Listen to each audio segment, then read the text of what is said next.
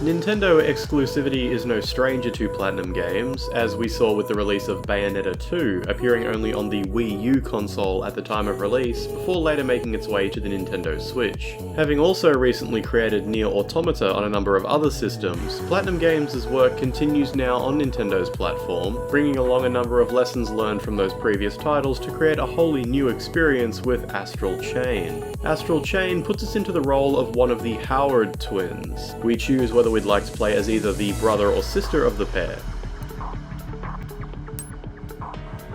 Whichever one we pick will become the silent protagonist of the story, and the other, always named Akira Howard, regardless of gender, will play a key role alongside the player character.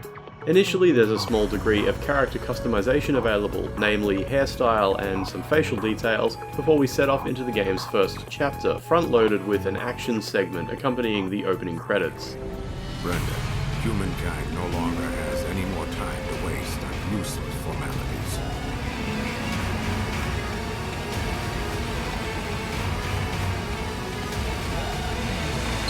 In this initial chapter, we're quickly introduced to the fact that our character is permanently tethered to a creature called a Legion. During combat, this is a key aspect of gameplay. The Legion will fight on its own, while we're free to control our own character, joining in alongside the creature, and also teaming up for combined attacks through combos and well-timed dodges.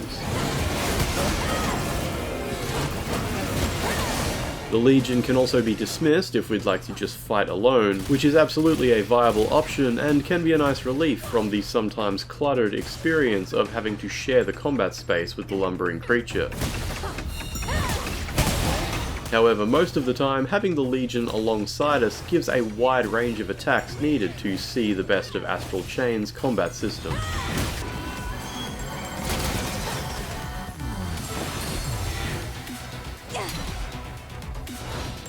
By holding down the dedicated Legion button, we can actually control the player character and Legion at the same time, each one with a dedicated analog stick. The titular Astral Chain tether can be used to perform clothesline attacks, and also restrain enemies this way.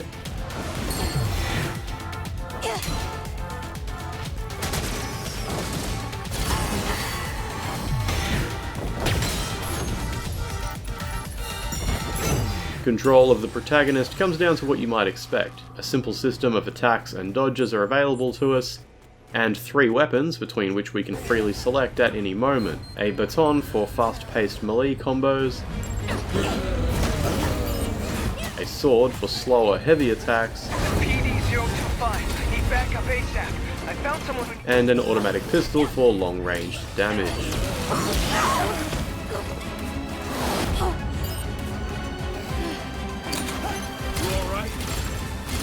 Down. Give us a hand. Let's get him. With regard to the actual structure of the campaign, Astral Chain plays out in a linear fashion, the typical format being that we begin a chapter at Neuron Police Headquarters, ourselves being an officer on the force. We're free to explore the area, talking to various characters who all offer unique information depending on where we're up to in the game's story. And sometimes even have quests for us to take on during the time spent here before proceeding to the mission ahead. Keeping up the good work, I see. There's something we need to talk about. Can you spare me an ear? Preferably 2. While at the station, weapon upgrades, item shops, and even combat training is available. Okay, attack the enemy with your Legion. Your Legion will attack automatically if you send it out.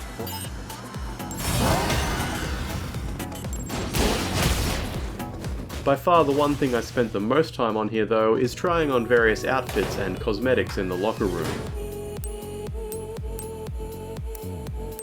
There's a ton of items to unlock throughout the game, and I was always eager to come back here and try out newly acquired items, deciding what to wear before embarking on the next mission.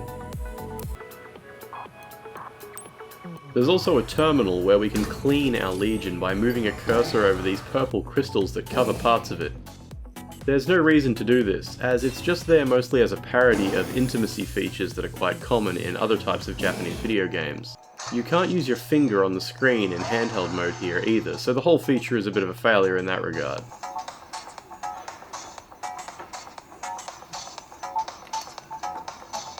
So after having some fun at the station, we travel out to wherever we're needed for the current mission at hand.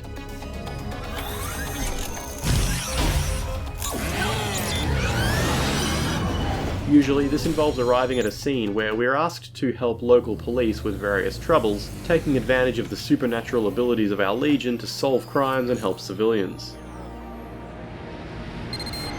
Do you read me? The others have already started investigating. Together, we'll find him in no time.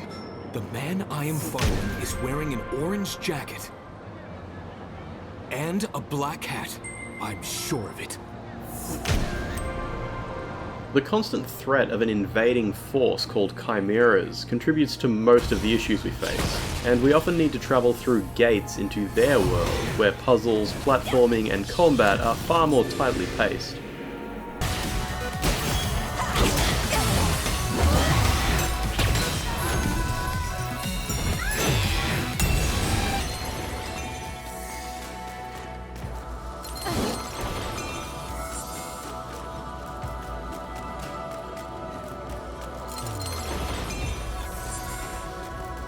When the troubles plaguing this particular area of town are resolved, the next chapter begins, and we return to Neuron Police Headquarters.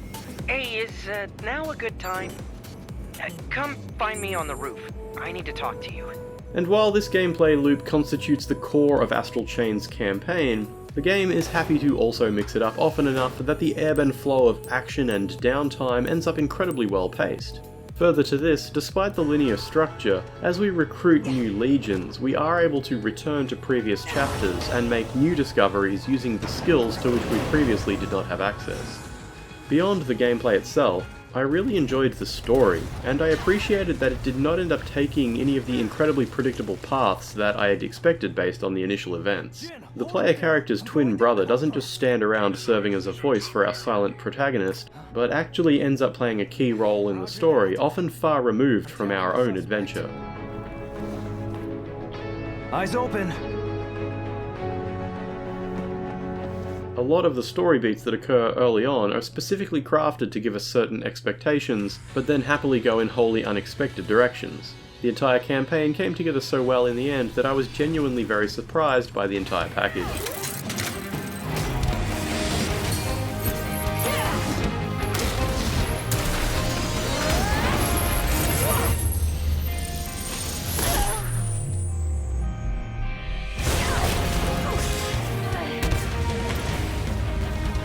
Coupled with so many fun little things to do throughout, a camera mode with selfie poses, being rewarded for picking up trash,